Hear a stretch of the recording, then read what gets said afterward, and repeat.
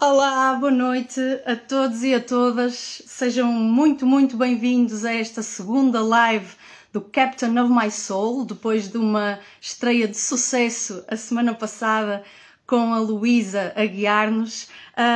Captain of My Soul, que é aqui um título inspirado no poema Invictus, que tanto inspirou também Mandela. E que, já agora, foi escolhido a partir dos contributos dos jovens ubuntus que estão por aí nós queremos muito que se manifestem agora aqui, portanto vão dizendo por onde é que estão, em que zona do país, que estão connosco, de norte a sul, a quem já agora agradecemos muito estarem aqui connosco.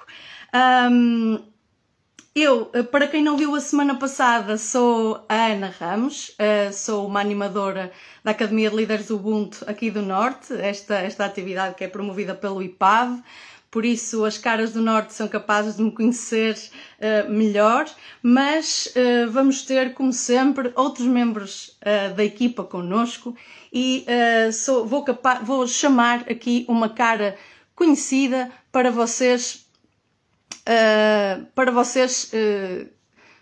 poderem aqui,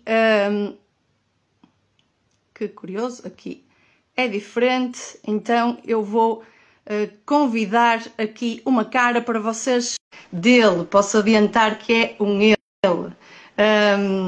Vamos ver aqui se ele chega, ele é animador também da Academia de Líderes Ubuntu do Sul, grande Tcherno Valdé. Como estás, Tcherno? Aninha, Como é que estás hoje? Bem? Tudo bem. E tu, como é que estás? Aqui pronta para fazer magia? Vamos a isso.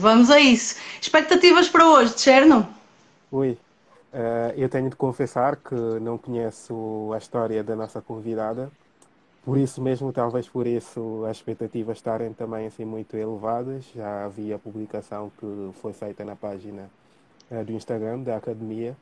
E com muita expectativa de conhecer a força de vontade, parece ser uma mulher realmente imparável. Então estou aqui sentadinho à espera de descobrir. Acho que vais gostar, grande Cherno. Com certeza. Obrigada. Vamos até já. Contamos contigo aí desse lado. E vamos também chamar aqui outra cara que já é vossa conhecida e que vou procurar aqui, que tenho a certeza que vão adorar rever a nossa Luísa, que vai dizer-nos aqui um olá e a quem eu vou pedir conselhos. Luísa, como estás? Bem-vinda! Olá, Ana, boa noite. Luísa, tenho aqui conselhos para te pedir. Ou seja, que conselhos é que me dás para esta live depois de teres feito um brilharete a semana passada? A ti ou aos Ubuntus? Podes escolher. Então, eu acho que vou deixar às pessoas que vão ouvir. Eu estou como o Tcherno, eu não conheço a Leónia, mas vi a biografia, li um bocadinho da história dela e se calhar o conselho que deixo é que fiquem aí até ao fim, porque é uma história super inspiradora, uma mulher guerreira e é isso. E acho que nestes tempos precisamos de ouvir assim histórias brilhantes e com luz que nos inspirem e que nos deem esperança. Portanto, acho que era isso. Diria para ficarem até ao final, que vai ser grande. Boa, Luísa. Fica connosco também. É sempre maravilhoso ter-te connosco. Voltamos aqui ao norte. Espero fazer a viagem rapidamente para ter aqui uma palavra do nosso grande Fredo, o nosso grande Fredo, também aqui do Norte e Centro. Fredo, bem-vindo, boa noite. Olá. Como estás? Então, como estás? Como estás? Estou bem, sim, com muita expectativa. Tudo ótimo. Muito curioso. O mais difícil durante uma semana inteira foi esperar por esta quinta-feira para a história da Leónia. Acho que estamos todos iguais. Fredo, diz-me uma coisa, já preparaste as tuas perguntas para a Leónia?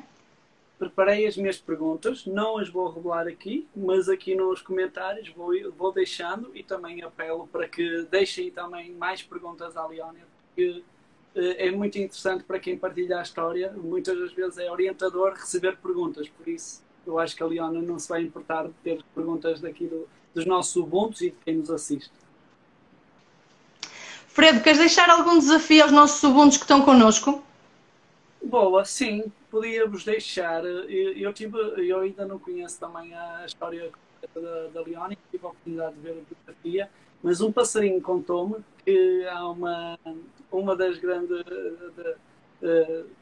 grandes desafios da Leónia foi o exército. Então eu gostava para também despertar já aqui alguma curiosidade e lançar o desafio de que quem descobrir, ou no momento, ao longo da história, que descobrirem quem é que influenciou a Leónia a entrar para o exército, deixem nos comentários para eu também perceber que realmente estão atentos e que estão a acompanhar a história, mas e também para criarmos aqui essas ligações. É esse o desafio que lança quem nos assiste. Bora, vamos ver se os nossos líderes servidores por esse país se estão atentos a essa parte. Muito obrigada, Fredo. Até já.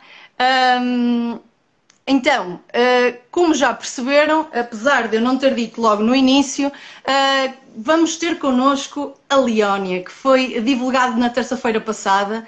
A Leónia Braga é um furacão. Ela é natural dos Açores, é uma ex-militar do Exército e depois, por algumas peripécias da vida, teve que mudar de rumo e hoje é uma atleta internacionalmente reconhecida. Eu vou convidar a Leónia a juntar-se a nós. Sei que ela está ansiosa também por conversar connosco nesta aventura de partilhar a sua vida. Então, Leónia, boa noite. Olá, boa noite a todos. Oh, Leónia, estou a ouvir um bocadinho e a te perguntar se poderias saber questões. Já ponho, só um bocadinho. Perfeito. Vou então, continuando aqui a apresentá-la, eu dizia Já está. Perfeito. Consegues me ouvir bem? Melhor agora? Perfeito, ótimo. Ainda bem. Leónia, muito obrigada por estares connosco. Muito obrigada. Eu é que agradeço o convite. É uma honra. Sabes que aqui na Academia Ubuntu nós damos muito valor às histórias de vida e aos testemunhos. E eu já sei que tu tens uma mensagem incrível para passar. Os nossos Ubuntus só vão descobrir agora. E eu começava talvez por te perguntar como é que foi crescer nos Açores? Nasceste nos Açores, como é que foi o teu início de vida por lá? E como é que isso também te foi influenciando? O meu início de vida é normal, como de toda a gente, não é? Eu nasci e fui criada na Ilha das Flores, nos Açores, e vivi lá até aos 19 anos, que foi quando eu vim para cá para seguir a vida de carreira militar, que era aquilo que eu desejava, era o meu sonho na altura. De resto, cresci como qualquer criança normal, não é? Sempre ligada ao desporto, sempre muito ativa, desporto, música, andei sempre de um lado para o outro, não parava quieta. Ainda hoje não paro quieta, não consigo. Leónia, falaste-nos aí de sonhos. Quais eram os sonhos da Leónia pequenina? O que é que ela sonhava? Nos primeiros anos eu tinha aquela coisa de ser hospedeira e variava ali um bocadinho, mas desde muito cedo eu sempre comecei a dizer que eu queria ser militar e que queria ir para a tropa. Eu a todo o curso queria ir para a tropa, só que ninguém me levava a sério. Primeiro porque eu era mulher. Segundo, porque eu sou pequenina, não é? Eu não cresci muito e então ninguém me levava a sério por isso. Só que eu, quando cheguei à minha idade e que já não precisava da autorização de ninguém, eu decidi que ia seguir esse sonho e foi isso que eu procurei. Leónia, temos aqui uma curiosidade que o Fredo também foi adiantando. Eu ouvi. Imaginas quem foi o passarinho, não é? Foste tu. Então, como é que foi surgindo esse sonho na tua vida? Que influências tiveste? nesse sonho de ser militar e de entrar no exército? A culpa é do meu pai. Se bem que ele só soube disso ok, há muito pouco tempo, foi quando eu comecei a dar assim algumas entrevistas, algumas lives, é que me perguntaram o porquê e foi aí que eu expliquei. A culpa é mesmo dele. Porque lá na ilha, nos tempos de inverno e quando eu era miúda, a televisão era difícil de ver. A maior parte do tempo não tínhamos sinal e então o que é que nos restava? Era as conversas entre família. E o meu pai contava as histórias que ele viveu. E o meu pai esteve na guerra, esteve no ultramar, e então ele contava-me aquilo que eles faziam para sobreviver, as histórias caricatas e não só. Não se preocupem que ele não me contou nada traumático, ele não me falou de histórias de violência, falava-me só das coisas boas, da interajuda entre eles, do que faziam para sobreviver e para se ajudarem uns aos outros, e foi por aí, foi o bichinho ganhando por aí, e a vontade também foi essa. Liana, na conversa que tivemos para preparar esta partilha, tu disseste que entre essas histórias o teu pai falava de servir, de ajudar os outros. Essa também foi uma dimensão que te influenciou? Sim, porque nas histórias que ele me contava, eles não deixavam ninguém para trás, não é? Eles ajudavam-se uns aos outros, mesmo naquelas alturas em que eles não tinham água, nem tinham comida, e eles conseguiam partilhar entre eles e tentavam-se ajudar sempre uns aos outros e a ajudar também os locais. E foi essa também aquela vontade que me deu de um dia ir para as missões. Depois também na televisão aparecia as missões da Bósnia, do Kosovo, mais tarde, não é? Quando eu já era adolescente. E então eu fui ganhando esse sonho de tentar também ir a uma missão também para tentar ajudar os outros. Ótimo. E disseste há pouquinho que, chegando à tua idade, lá tentaste tu a tua sorte para vir para o exército. Queres contar-nos como é que foi? Foi normal, não é? Fui à inspeção, depois fui chamada, fui colocada aqui no continente, e então vim para cá, não é? Com 19 anos, vim cá fazer a recruta e depois decidi permanecer, porque nós depois a nossa colocação era conforme a nossa avaliação, e eu, como fui das primeiras, consegui escolher basicamente o sítio onde eu queria ficar, e então fui para Santa Margarida. Também porque sabia que era o sítio de partida para as missões e fui lá parar a Santa Margarida, na altura como segundo ferriel, não é? Ainda muito inexperiente, mas o objetivo era ganhar experiência para ir às missões. Maravilha, estava aqui a pensar que o mundo é mesmo pequeno e temos assim coincidências. Sabes que eu passava férias em Santa Margarida, por isso via os militares. Sim.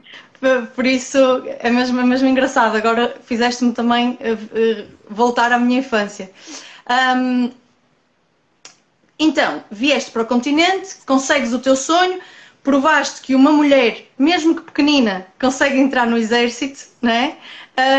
Não é difícil entrar, naquela altura era difícil permanecer, e isso felizmente não foi coisa que me assustou, e também como a força de vontade supera tudo, e foi mais isso, que não o facto de eu ser uma grande desportista, não tem nada a ver, era mesmo a força de vontade e o querer é que nos move. É isso mesmo, e tu és muito, muito forte nessa determinação, e nota-se também aqui neste teu exemplo. Conseguiste, entraste no exército, permaneceste, mas depois a vida pegou-te uma partida, não é? Sim, o que é que aconteceu? Um ano depois de já ser militar, eu tive um acidente e fiquei sem metade de um pé. E a partir daí as coisas começaram todas a mudar, era inevitável, não é? Eu já não podia fazer aquilo que fazia antes, já não podia ser mais militar, já não podia praticar os mesmos desportos e fazer a mesma vida que antes. Foi uma mudança completa, pode-se assim dizer. E acabaram-se os sonhos, claro. Pelo menos aqueles que eu tinha naquela altura. Era o que eu ia dizer, pensavas tu, tinham acabado os sonhos. Como é que te sentiste ao receber essa notícia, ao perceber que esses sonhos podiam estar em risco? Eu percebi logo que eles não estavam só em risco, como eles tinham terminado, não é? Eu tive sempre consciência desde o início de que as coisas tinham que mudar dali para a frente. É evidente que no início eu não aceitei, não é? Eu acho que ninguém aceita uma mudança repentina na nossa vida. Mas depois com o tempo nós não aprendemos a lidar. Eu não digo que tenha esquecido, porque que aqueles sonhos eu nunca os vou esquecer. Eu vou-me sempre lembrar deles, mas a gente aprende a lidar com isso. No início pensa-se mais, agora pensa-se menos, agora pensa-se quando alguém me pergunta, por isso a vida continua, não é? Há que ir transformando as nossas vidas de acordo com aquilo que a vida nos vai dando. E a vida foi-te dando algumas coisas para lidar progressivamente, não é? Ou seja, tu tens o acidente com o comboio e perdeste parte de um pé, mas as coisas foram-se complicando. Queres-nos contar um bocadinho, queres contar aos nossos jovens como é que foram os anos seguintes? Foram 16 anos de sofrimento. Eu estou-me a rir, mas claro que na altura não tinha piada nenhuma, porque eu fiz a amputação dos dedos de pé, mas depois eu fiquei sempre com infecções e tive uma osteomielite, que é uma infecção crónica nos ossos do pé, e isso não tem cura. Então foram 16 anos sempre a fazer limpezas, raspagens e fazer operações. Eu só contei até às 10 operações, a partir daí eu deixei de contar. Até que na última operação as coisas não correram muito bem e eu já sabia, porque já me tinham dito, que a única solução que eu tinha era fazer uma amputação por uma zona limpa, por uma zona do osso limpa, e isso implicava tirar o pé. Eu já tinha pedido aos médicos para fazerem isso, mas eles não quiseram fazer porque eu era muito nova para amputar. Em vez de estarem a preocupar com a saúde da pessoa e com o bem-estar, estavam mais preocupados com outras coisas, não é? Como na última operação a limpeza correu muito mal, eu então aí chateei-me a sério e exigi mesmo aos médicos que me fizessem a amputação, porque eu precisava de ter uma vida normal e precisava de acabar com o meu sofrimento também, porque foram 16 anos sempre com dores. Eu ia trabalhar e vinha, mas eu tinha que andar sempre a tomar medicação e deixei de ter vida social, eu deixei de ter. Eu não conseguia ter vida social porque eu não conseguia sair. Que coragem e que resiliência, como estão a dizer aqui os nossos jovens e animadores, que tu tiveste em seres tu a exigir, não é? Esse espaço para a tua vida. Chega um ponto em que nós já estamos tão saturados da dor, a dor já te incomoda tanto que tu só queres é te sentir bem, só te queres é acabar com a dor. Eu não sabia se as coisas a partir daí iam ou não correr bem, mas eu queria terminar com a dor. Eu não fazia ideia de que eu podia fazer aquilo que faço hoje com prótese ou sem prótese. Eu não sabia o que é que ia ser daí para a frente. Mas o importante naquele momento era terminar com o meu sofrimento e acabar com a minha dor. E a vida não parou de te surpreender, não é? Tu não sabias, mas a vida não parou de te surpreender. E tu, ainda a Leónia irrequieta de sempre, tu dizias-me, eu não conseguia parar. Então, o que é que fizeste para lidar com isto e que te trouxe também onde estás hoje?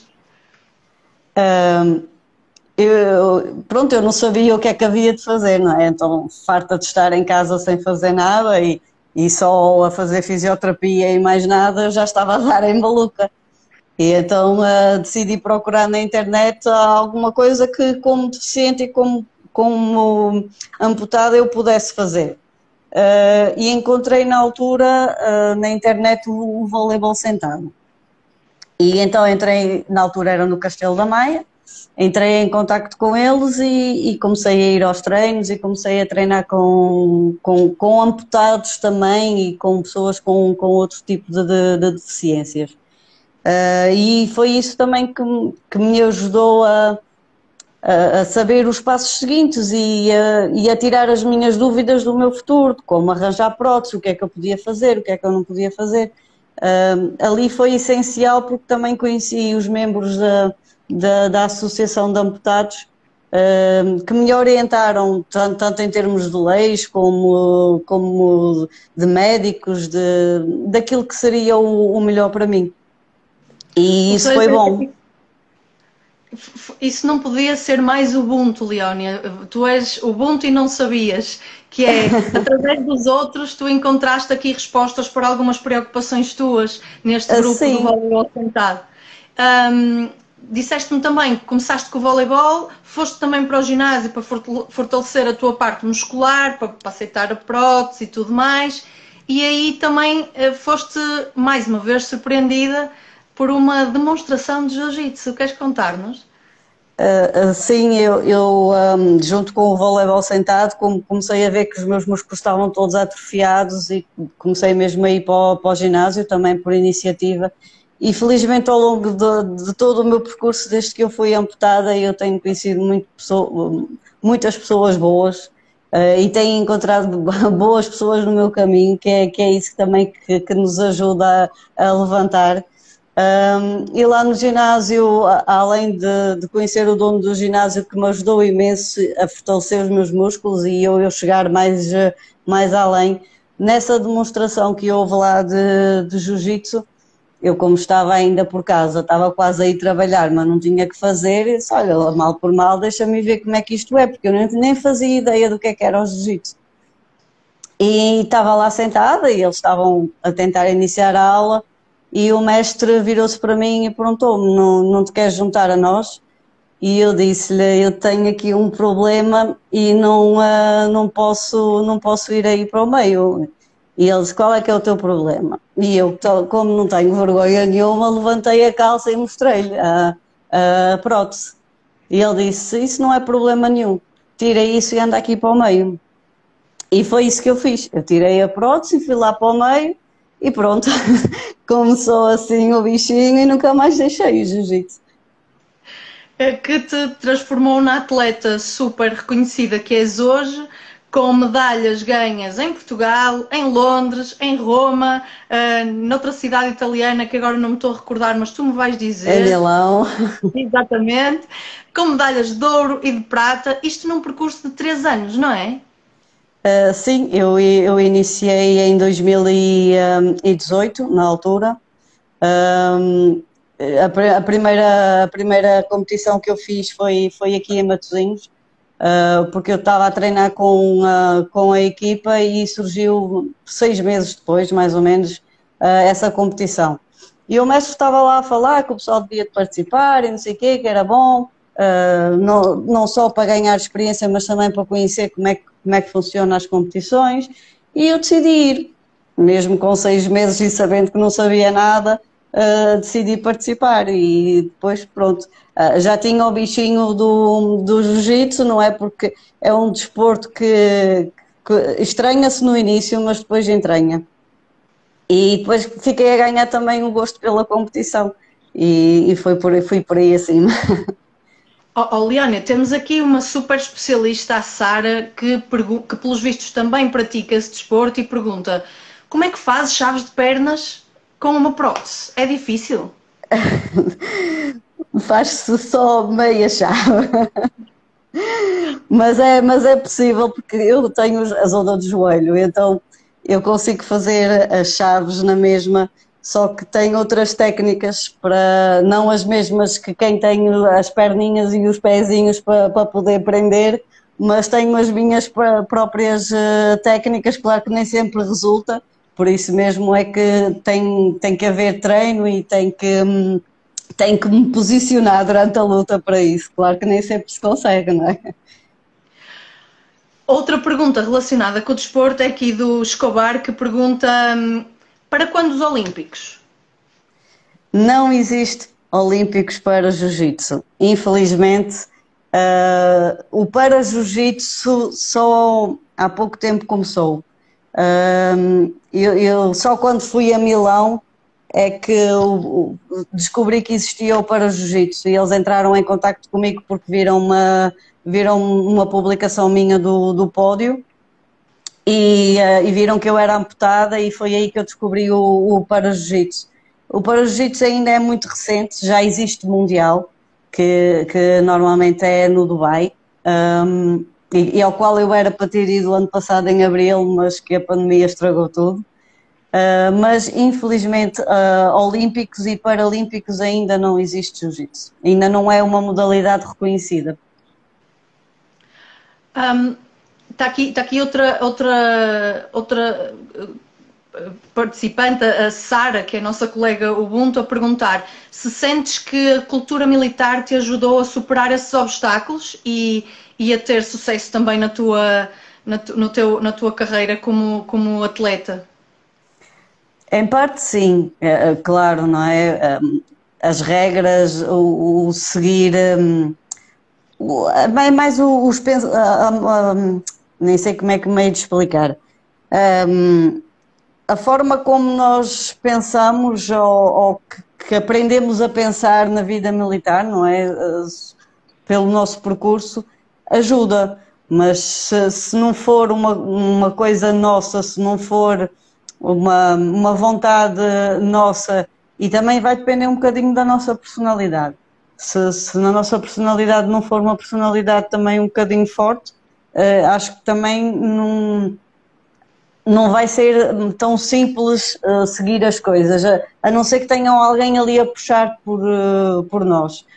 Eu não preciso tanto que puxem por mim, e aí já eu puxo por mim própria, e se errar, errei, se não errar, não errei, não é? Mas pelo menos eu tenho que tentar.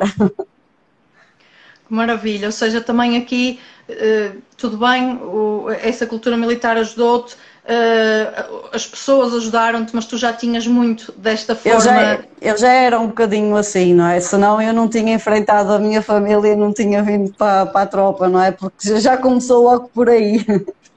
Exatamente. Sabes que no Ubuntu vemos aqui a resiliência como esta forma de ver oportunidades, mesmo nos obstáculos que temos, e essa tua forma de encarar as coisas também já estava muito, muito dentro de ti. Leónia, recupero aqui uma pergunta um bocadinho do início, que acho que faz sentido, em que a Irene perguntava se sentias que o facto de ser mulher alguma vez condicionou as tuas escolhas, quer no exército, quer também aqui na tua carreira desportiva. Como é que vês essa questão? A mim nunca me condicionou, até porque eu não ligo nada a esse tipo de comentários de que as mulheres não podem fazer tudo, existe coisas só para homens e só para mulheres, e isso para mim não existe. Em mim não me condicionou nada, porque se eu fosse a ligar a isso, primeiro eu não tinha ido para o exército. Na altura que eu fui, já foi há 21 anos atrás, não é? Havia ainda poucas mulheres, as mulheres ainda não eram assim muito bem aceites, nem bem vistas pela comunidade em geral na tropa. No jiu-jitsu também, em Portugal, infelizmente ainda somos poucas. Por isso, na minha equipa somos, se não estou enganada, 4. E o resto é tudo homens, e claro que nem sempre estou com elas nos treinos, porque uma falha, outra falha, cada um tem as suas vidas, não é? E treino principalmente com homens. Por isso, se isso me condicionasse, eu não estaria no jiu-jitsu, nem tinha tido o percurso de vida que tive até hoje.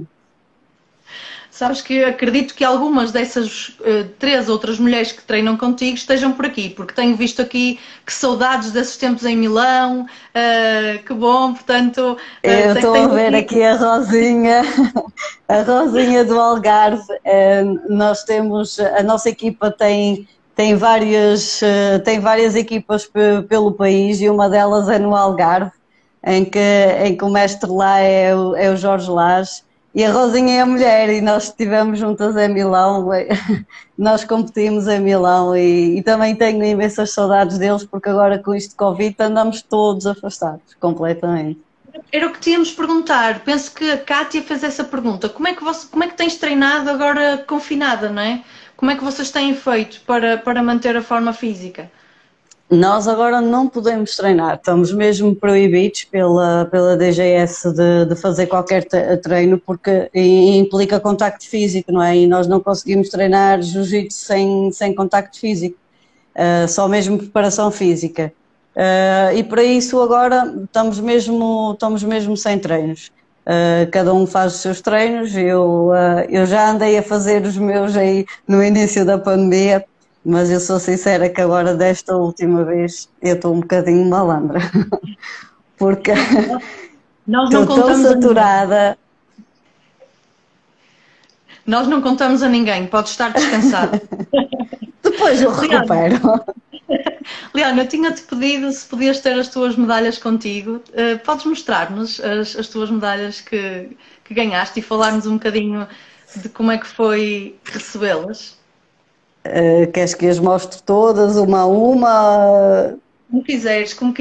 Queremos sentir então, o brilho nos teus olhos quando falas. Vai tudo de uma vez, então. Que maravilha! Estão aqui as medalhas. Houve hino? Tiveste aquele momento no pódio de ouvir o hino de Portugal? Não, no jiu-jitsu não existe o hino, porque nós lá podemos estar a representar o nosso país, mas nós competimos por equipas. E então levamos sempre a bandeira de Portugal, não é? Mas em termos de federações eles não aceitam um país, aceitam só, porque como não é olímpico, lá está. Não existe uma equipa de Portugal, uma equipa de Espanha, uma equipa... É só mesmo as equipas. Ok, já percebi. Leónia, outra coisa que conversávamos e que eu gostava também de trazer para esta conversa era o que o jiu-jitsu acabou por te dar ou de te devolver, não é? Ou seja, quando tens o acidente e quando há assim essas derrotas todas seguidas, não é? Acabaste por ver-te de uma determinada forma e depois falavas comigo do que é que o jiu-jitsu te devolveu. O que é que foi? O que é que foi que o jiu-jitsu te devolveu?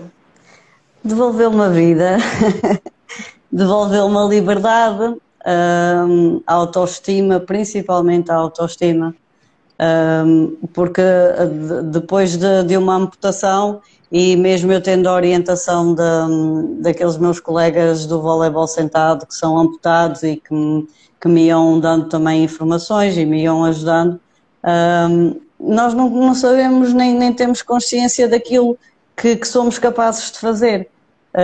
E aos poucos eu fui descobrindo isso. Claro que eu não fiz por isso, mas fui descobrindo. Em relação ao jiu-jitsu, pronto, eu sou a única pessoa amputada em Portugal que pratica jiu-jitsu. E eu na equipa, a minha equipa é a Sampaio, BJJ, eu só tenho pessoas ditas normais com quem eu treino.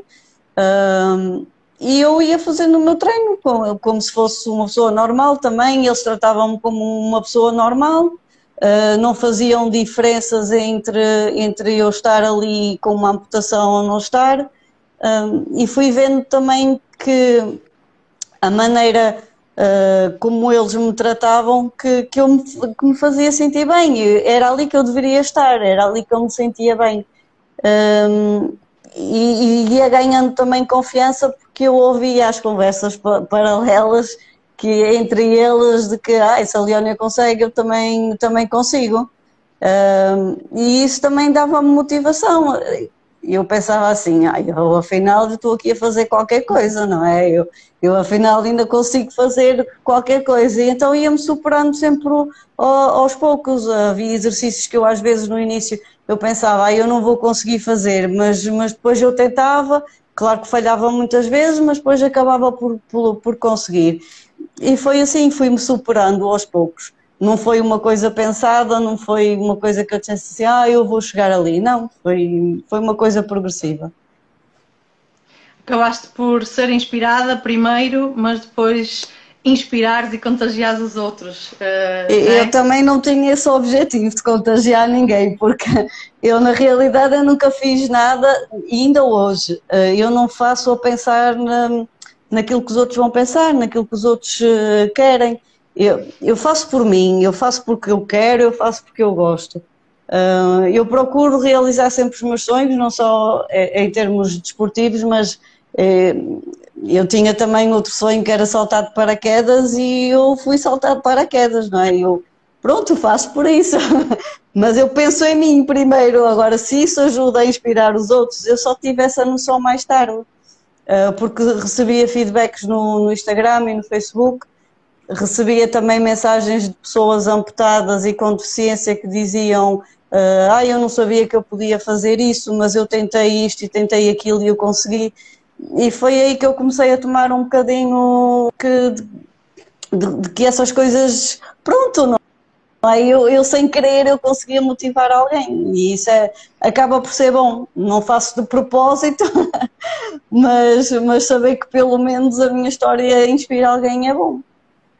É maravilhoso e acaba por fazer tanto sentido, não é? Tu sonhavas ir para o exército para servir e acabas por servir a inspirar através do teu exemplo, nomeadamente através da tua página, não é? Tu tens uma página no Facebook em que contas algumas das tuas aventuras pelo desporto e das tuas conquistas, que aconselhamos toda a gente a seguir. A Leónia é de facto, como veem, uma inspiração. E estamos mesmo aqui a chegar ao final da nossa conversa. E Leónia, não resisto em fazer-te aqui uma provocação, que eu sei que vais gostar, que é, o que é mais difícil? Preparar-nos para uma live do Instagram ou ganhar uma medalha de ouro em Jiu-Jitsu? Bem, a preparação do Jiu-Jitsu é mais fácil, agora ganhar a medalha já é outra coisa. Mas a live eu sou sincera, eu não gosto nada de falar para uma câmara, mete-me aflição e sinto-me envergonhada, depois faltam-me as palavras, eu não sei o que é dizer. E estou aqui, e quase que não sai. Mas isso... olha, eu sinto que a nossa conversa podia durar umas quantas horas, porque tu és de facto inspiradora. Vou só aproveitar os minutos porque temos aqui algumas perguntas a chegar, nomeadamente da Irene, que nos diz assim: sendo a única amputada na tua equipa, descobriste tu as tuas estratégias, como é que te adaptaste? Ou seja, provavelmente ninguém tinha nenhuma dica especial para te dar, porque como tu dizias, eram pessoas que não estavam nas tuas circunstâncias.